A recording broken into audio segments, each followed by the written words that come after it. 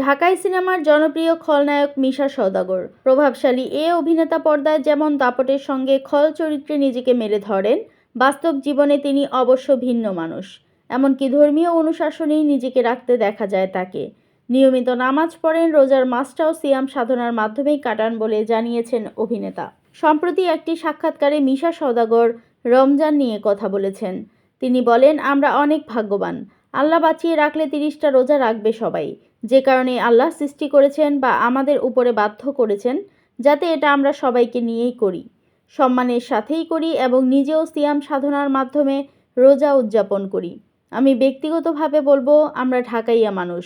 আমরা অনেক আগে থেকে রোজা রাখি, ছোটবেলা থেকেই রোজার সিস্টেমের মধ্যেই পড়ি। কাজের ব্যস্ততা থাকলেও রোজা ঠিকই রাখেন জানিয়ে অভিনেতা বলেন, যারা কাজ করি, যতই কাজ করি না কেন অবশ্যই রোজা রাখবো, অবশ্যই নামাজ পড়বো এবং যারা সম্ভব তারা সবাই তারাবি পড়ে।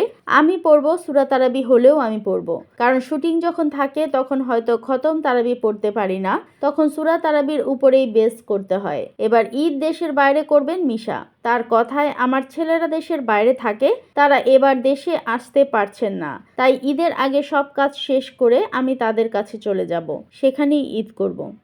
দৈনিক আজকের বাংলা .net